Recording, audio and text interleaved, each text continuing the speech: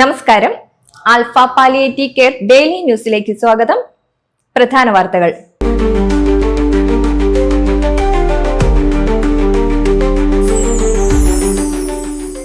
Alpha palliative care Mala centre ഇഫ്താർ സംഗമം നടത്തും. മാർച്ച് 9 ഞായറാഴ്ച വൈകിട്ട് 4:30 സംഗമം ആരംഭിക്കുക. ആൽഫയെ പിന്തുണയ്ക്കുന്നവർ, മാളയിലെ സാമൂഹ്യ സാംസ്കാരിക രംഗത്തെ പ്രമുഖർ, ആൽഫ മാള എക്സിക്യൂട്ടീവ് കൗൺസിൽ അംഗങ്ങൾ, കുടുംബാംഗങ്ങൾ, സ്റ്റാഫ്, ക്ഷണിക്കപ്പെട്ട അതിഥികൾ തുടങ്ങിയവർ പങ്കെടുക്കും. ജനാബ് TM നജീബ് ഇഫ്താർ സന്ദേശം നൽകും. ആൽഫ ചാരിറ്റബിൾ ട്രസ്റ്റിന്റെ പ്രതിമാസ പെൻഷൻ പദ്ധതിയിലെ അംഗങ്ങൾക്കുള്ള പെൻഷൻ വിതരണം ട്രസ്റ്റ് ഓഫീസിൽ ആരംഭിച്ചു. Trust office secretary Vimala Venugopal, accounts assistant Unni, Shyama എന്നിവർ നേതൃത്വം നൽകി. ആൽഫ കുട്ടനാട് സെന്റർ 2ാം വാർഷികം 8ാം തീയതി ആഘോഷിക്കും.